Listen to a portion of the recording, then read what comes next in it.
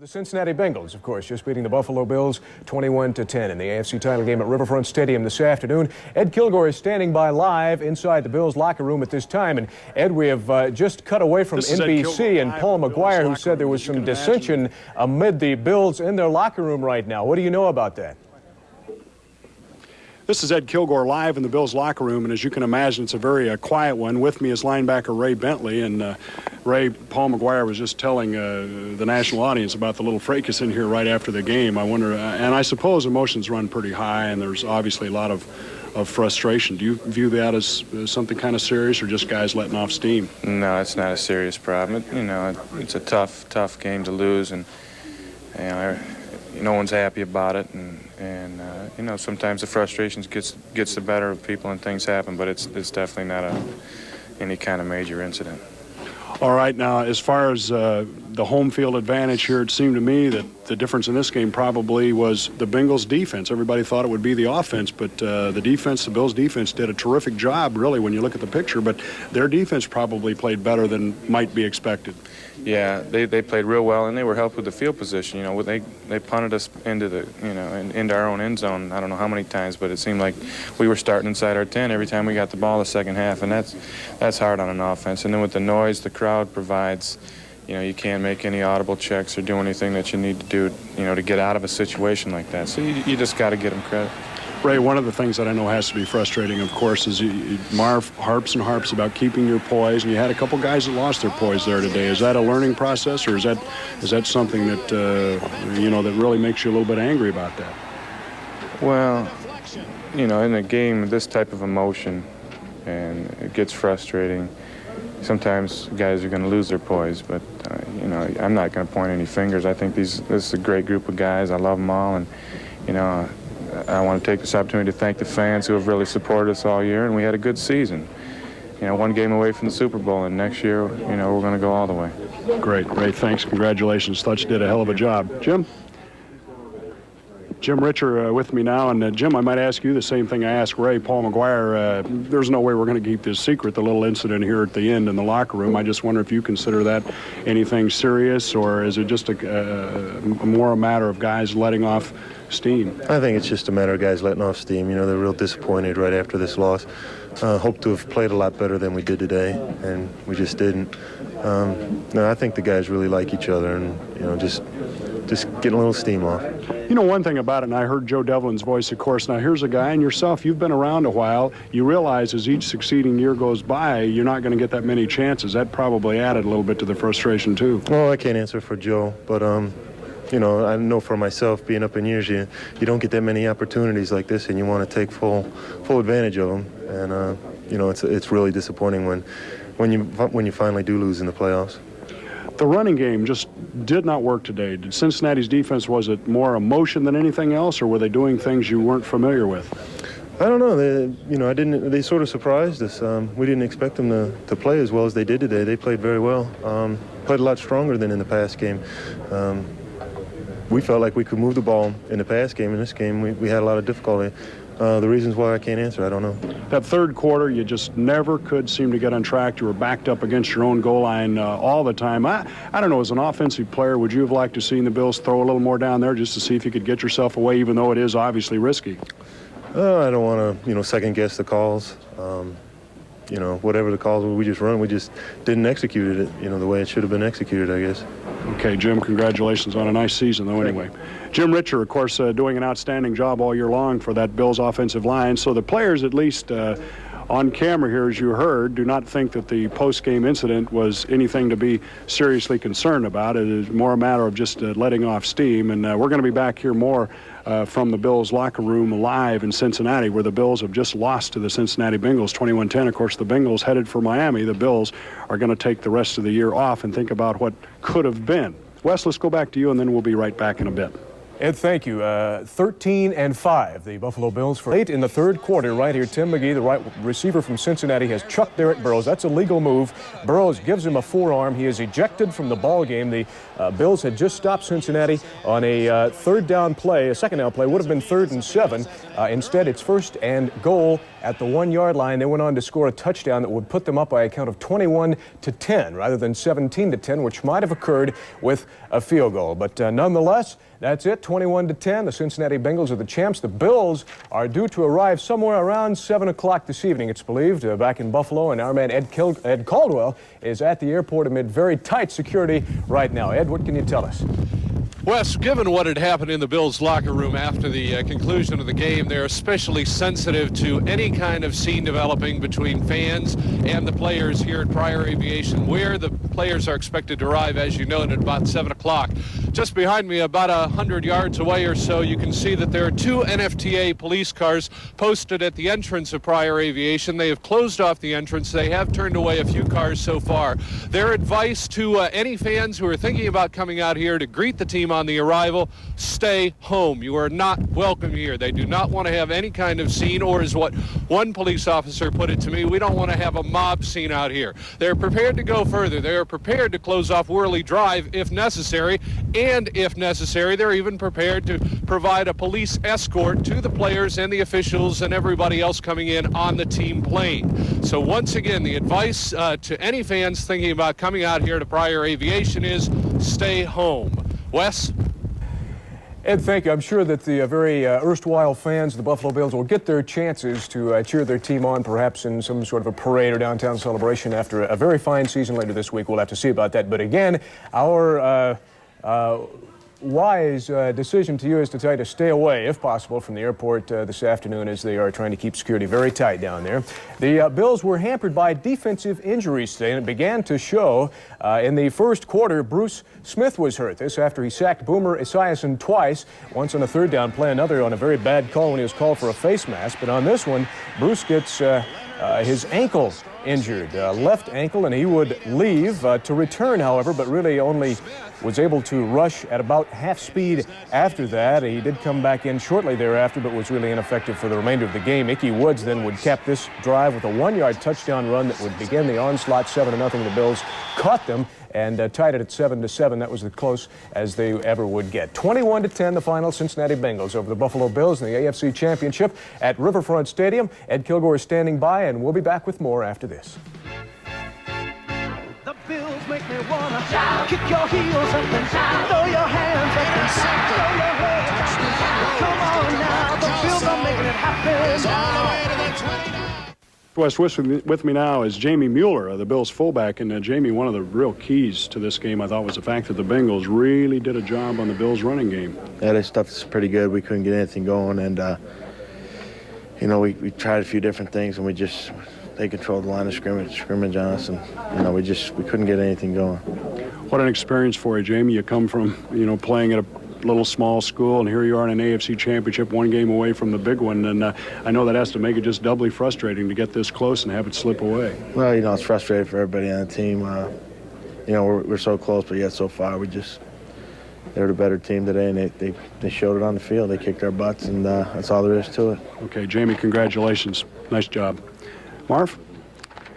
Bills coach Marv Levy with us now, and Marv, I just want to congratulate you on one heck of a fine year. I think even though they lost today, they certainly showed that they're not a team that's going to get intimidated or pushed around by anybody, and I think you should be very proud of this club. Well, for the season I am, Ed. It's a difficult moment now. I feel badly for them, feel badly for myself, and for all the others in our organization.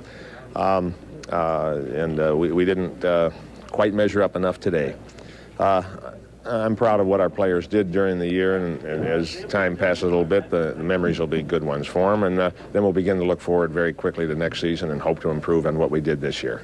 On the negative side, I know you wanted your team to keep its poise a little better, and a couple times that hurt you. Well, yes, it did.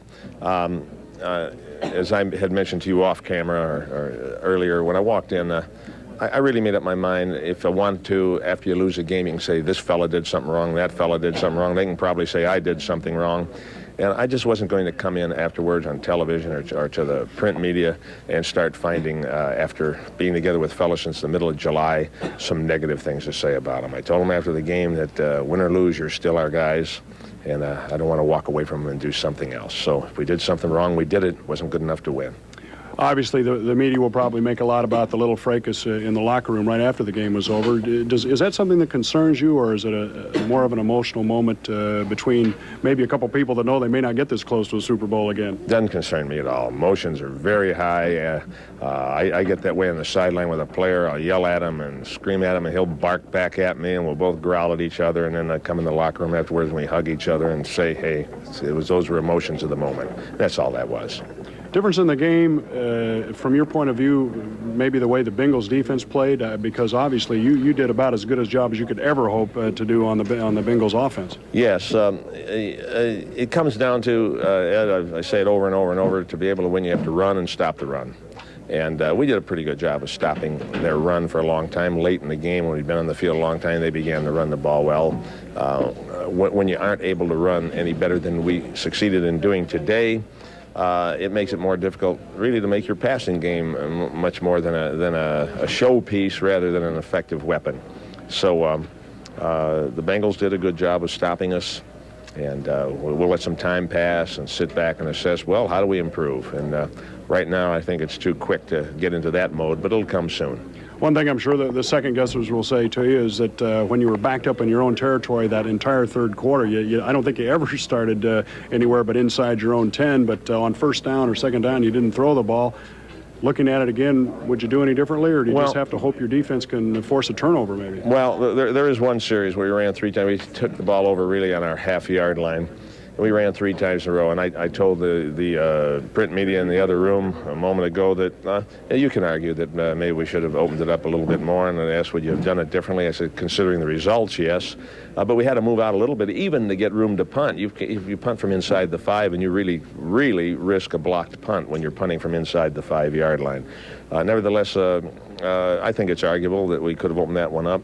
Other than that, we threw the ball more than we passed it, more than we ran it. In large measure because we couldn't run it very well, to tell you the truth.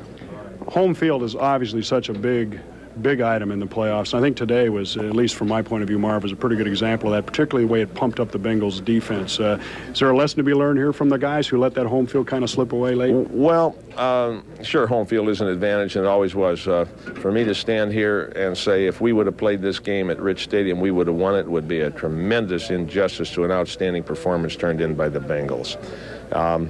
You're always better off playing at home. It doesn't assure you of anything. And I thought our team played hard. I don't know if a lesson will be learned from it, to tell you the truth. I think you just got to go out and try and win every game and then let the chips come down as they may. Marv, finally, any psychological reason for talking about the Bengals' hurry-up offense late in the season, or here just before game time, or was it just a concern that just happened to come up a couple days before the game? No, not really. There wasn't a psychological reason. There was not a psychological reason about it. It may have had some psychological impact, but that was just a byproduct. I just felt that it was, we've talked about this a lot, that it wasn't within the spirit of the rules, and the league indicated, and the league agreed. They agreed, and so it was taken care of, and I think maybe we'll have a healthier game because of it. So you and Sam still friends, you think? Oh, yeah. I said goodbye to him afterwards, wished him well. I think he's a fine coach, and I think his team is deserving, particularly on the basis of their performance today, to represent the AFC in the Super Bowl, and I wish him well. Great. Congratulations again, Marv. Thank you. Marv Levy, as always, very gracious, but obviously very disappointed as he gets his team to the brink of the Super Bowl. Wes, let's go back to you. Okay, Ed, thank you. We'll rejoin Ed Kilgore momentarily down at Riverfront Stadium. Unofficially, the Bills ran for 47 yards today. The Cincinnati Bengals for 175 yards. So Marv Levy's contention that you have to run and stop the run to win football games again held tough today. Allison Rosati is with some more dejected Bills fans, I would think, at this time, live from the locker room on Delaware Avenue in Buffalo. Allison? Well, Wes, as you might expect, fans are upset about the loss, but surprisingly, they're celebrating a great season by the Bills. And right now, and we were just talking about what an experience it is playing in an AFC Championship. Leon, I know it's disappointing because you lost, but what's the experience like? The experience is just something you have under your belt now. You know, we've been here, and hopefully we'll get here again next year, and we'll have one year experience as far as the game went. You did a good job shutting down that running game throughout most of the game. It seemed, though, they finally did get it cranked up a little bit in the second half. Yeah, I think it got cranked up a little bit going to the end of the third quarter. I really don't know what happened. We have to sit down and watch the film to see what really went down. Leon, you're a younger guy without that much experience. How do you take it when there is a little altercation in the locker room after this? I mean, it was a pretty heated exchange in here. Does that bother you or not? No, that just gets me ready to go for the next year. So, in other words, you think this team is still pretty close? We're still close. Everybody's still together. There's nobody going off in any different ways. It was just on hold right now. It's the off season. We come back in training camp. Everybody be back together. All right, Leon, thanks. Congratulations. Okay. All right. Okay. All right. Walt. Can I get you in here real quick? Okay. All right. Got Walt Corey, the Bills defensive coordinator. And Walt, I thought your defense certainly played a whale of a ball game. You did just about everything you wanted, except maybe holding to one less touchdown. But you have to be pleased with the way they played. Well, they started out like gangbusters, and just the things that we worked on kind of worked. And there were some occasions when guys got a little carried away and tried to do a little bit more than we asked them to do, and they broke a seam on us. But I thought they played very hard, and then they knew that this was it. They couldn't if they got hurt, they had to keep going, and some of them were playing hurt, and you got to give them a lot of credit. Well, you talk about playing hurt. Bruce Smith, of course, was just dominant in the early going, had 3 sacks, 2 which counted, and then he bruised that thigh, and I don't know how much of a factor that was, but do you think it was a factor? That was really a factor because we were watching him on the sideline, and he was favoring it. He had a hard time pushing off and sustaining his quick second move, which is Bruce Smith. If he doesn't have that, he's just like any ordinary defensive end. So it was bothering him, and like I say, he sucked it up at the end and really tried to go even when it was hurting. And then Art getting hurt, he sucked it up too, and he had an outstanding game. So, like I say, I love these guys, and they did a lot for me this year, and we just came up shorthanded. On a personal note, obviously your name keeps popping up for head coaching vacancies now. This season is behind you. Mm-hmm. Are you interested in maybe taking somebody else's ship over? Well, that's always a compliment, the way I see it. And I have 2 more years left on my contract here, and I'm very happy with Buffalo. If something came up that you just can't afford to turn down, then that's one thing. Right now, nobody's called me, and I haven't called anybody. So. Like I say, we'll just take it one day at a time. But right now, I like Buffalo, and we'll just let it go at that. All right, nice job, Walt. Okay. Tremendous season for you. All right, Walt Corey, who did an outstanding job, of course, as the Bills' defensive coordinator. And there's been a lot of talk about Walt Corey as a potential head coach in the NFL. And as you know, there are some vacancies right now. Wes, let's take it back to you, and then we'll be back with somebody else in a moment. Okay, Ed, that's right. Vacancies around the NFL right now in Cleveland, where Marty Schottenheimer resigned. Al Saunders is out in San Diego, and for 2 head coaching vacancies, we'll just have to see if Walt Corey would be approached by those teams or not. A note here, the Cincinnati Bengals meeting either the San Francisco 49ers or Chicago Bears 2 weeks from today at Joe Robbie Stadium in Miami. In Super Bowl 23, the Bengals lost to the 49ers in Super Bowl 16 back in January of 1982 by a count of 26-21. They last played the 49ers in the 1987 season and lost by a single point, 27-26. They last played the Chicago Bears 2 years ago when the Bears annihilated Cincinnati 44-7, but certainly the Bengals were a much different team then, and you heard Don Shula in the NBC postgame say that he believes the Bengals have both the size and the talent to match up very well in the Super Bowl against either the Bears or the 49ers. As much as it was a big battle between the teams this afternoon, News Center 2's Steve Keeley at Riverfront Stadium reports it seemed an even bigger battle between the fans at Riverfront Stadium. Ed? Thanks, Wes. And we're with kick returner and defensive back Errol Tucker. And Errol, I guess that little incident after the locker room, maybe the guys have asked you about it, maybe they haven't, but I think I heard your name being mentioned there. Is that anything that you're concerned about, or is it forgotten? No, it's, it's one of those things after a game like this. A lot of tempers are flying high, and, I'm sure everybody on this team wanted to win, and we had big expectations going into this game. It's just one of those things that happen among teammates, and it's either forgotten or carried on, and my eyes, it's forgotten.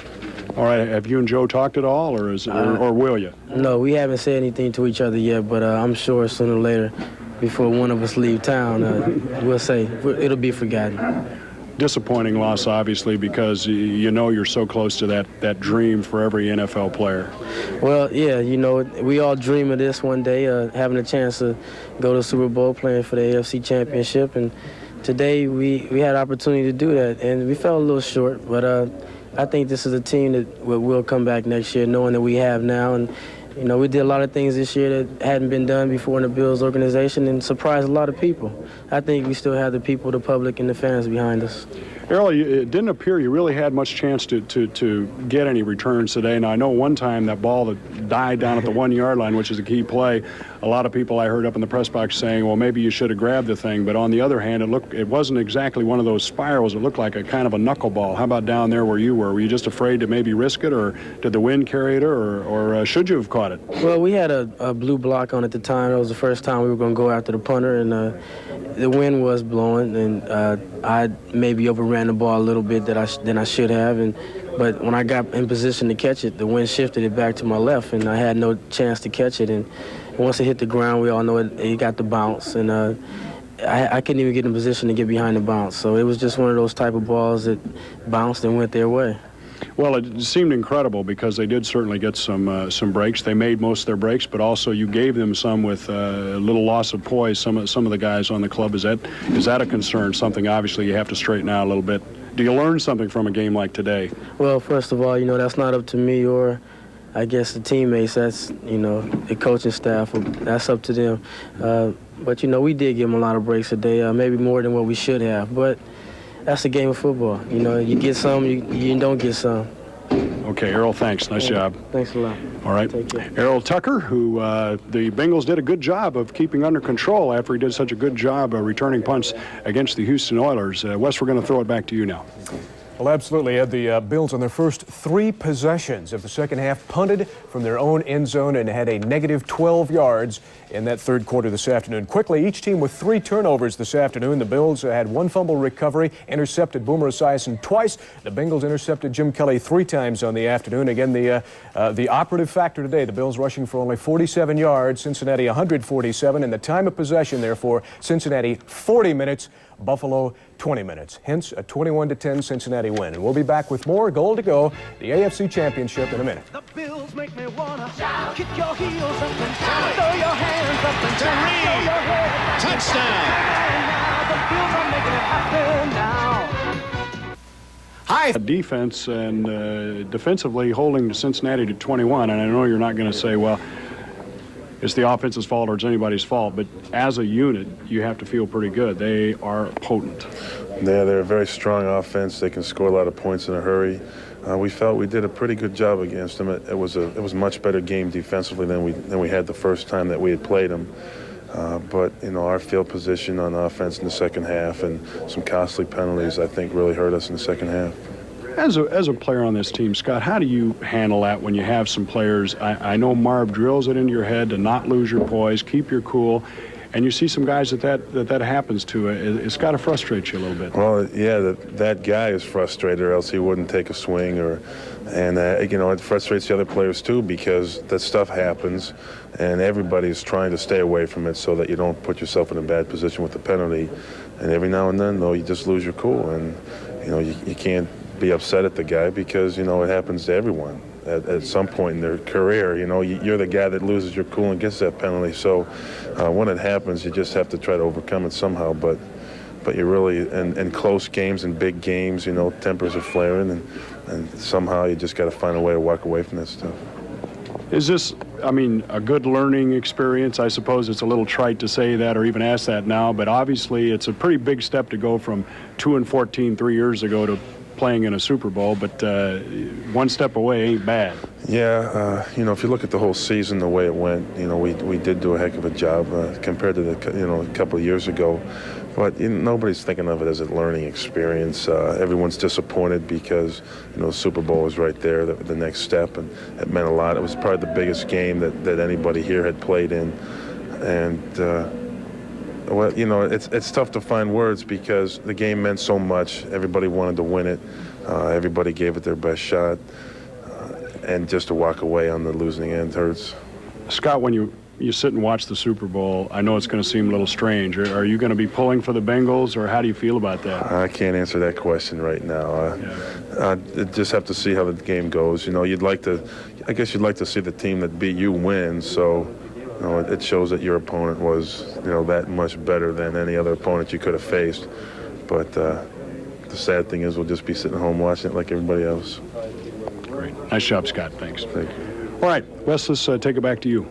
Okay, Ed, thank you. Just for the record, Bills quarterback Jim Kelly, till now anyway, has refused to talk to us live from the locker room this afternoon, and maybe understandable with all the emotions riding high of a Bills loss. Kelly may have hurried up a little bit too much midway through the fourth quarter, trailing 21-10, which ultimately would be the final score. He had a 4th and 10 down at the 18-yard line and had brought the Bills this far, and then threw his 3rd interception of the day to David Fulcher. And you heard Coach Don Shula say after the game he thought Kelly was rushing it a little bit too much. He did not question the fact that he threw into the end zone, said that he did have the hot hand, and at that point thought he should throw the ball, but really was trying to run perhaps too much of a hurry-up offense, trailing by only 11 points with 8 minutes left. Among the hundreds of thousands of Bills fans watching today's game on television, of course, were several Bills former players, and News Center 2's Scott Brown spent the afternoon watching the game with one of the Bills' all-time best, former wide receiver Jerry Butler. Shane Conlon. Ed? Yes, Wes and Shane, I know this is sort of a bittersweet day. You were happy that you were able to finally get out there and knock some heads in a big game, biggest game you've probably ever played, except for that win over Miami, I suppose, if you can remember that. A totally different feeling, I guess. You know, you play in that big game back in college, biggest one you've ever played in, you win it, and now the biggest pro game you played and you lose. Well, you know, that happens. I think you know, we gave it a good effort. You know, I thought defensively we played a good game, not a great game, but you know, we just fell a little short. You know, that things happens. How did you feel yourself? I noticed they were sort of rotating the three of you a lot. Well, you know, I wasn't 100%. I was maybe 75, but I couldn't do some things. I could do other things. I really couldn't go to the left, and I couldn't really push off. But you know, I was just happy to be out there, just hitting people. It's been so long. Well, I know the best hit you had all day, unfortunately, didn't count because that was when Derrick Burrows got the personal foul, and I know that has to be a little frustrating. Marv has preached to you guys to keep your cool, and that was instead of 3rd and goal, suddenly they have the ball down at the 1. Well, yeah, it was frustrating, but those things happen. You know, Derrick they were shoving all day, and I think he took a shot at him, and Derrick retaliated, and they saw him. But you know, those things happen. It's a big game. Tempers flare, you know, and it's hard to keep your composure sometimes. I think the Bengals are as good or maybe even better than you thought. Obviously, this was a game where you might have had maybe a little bit of an advantage psychologically after they beat you a couple times, but obviously they did what they had to do. Well, we knew they had a great offense, but I think me personally, I was surprised in their defense. I didn't think they had I thought they had a good defense, yeah, but they played great defense today, and that surprised me. I thought our offense would move the ball on them, but you got to give them credit. They just played a heck of a game. But you know, defensively, I thought we did a good job. But you know, you're not going to stop a team like Cincinnati. You know, Boomer and Woods. You can't stop them all day. It's just tough. All right, Shane, nice job. Thanks for coming on with us. And Shane Conlon, who, as you heard him say, was about 75% today, and that's part of the story, I'm sure, although you can certainly take nothing away from the Cincinnati Bengals victory. They're going to the Super Bowl. Wes? Right, Ed, thank you. Again, 21-10 Bengals over the Bills this afternoon in the AFC Championship at Riverfront Stadium. And let's wrap it up for you. Let's show you how it happened this afternoon. The Bengals got the opening kickoff. The Bills stopped them, though. And later in the first quarter, the Bills at the Cincinnati 9-yard line backed up, and Jim Kelly throwing already his second interception of the afternoon. This to Eric Thomas, who goes down to the 4-yard line. Bruce Smith would be hurt on this drive with his right thigh. That was his right thigh injured, and he went over to sit out just a few plays. Ickey Woods would wrap it up with a 1-yard touchdown run, making it 7-0. Taking his shuffle over to the sideline where it belonged, he would get penalized for unsportsmanlike conduct in the end zone. Bruce Smith did return to the game. Now in the second quarter, Bills are driving this on a 2nd and 15 at the Cincy 32. Trumaine Johnson 23 yards to the Bills 9, the Bengals 9, and then on the next play, Reed in the end zone with a 9-yard touchdown reception that tied the game at 7-7.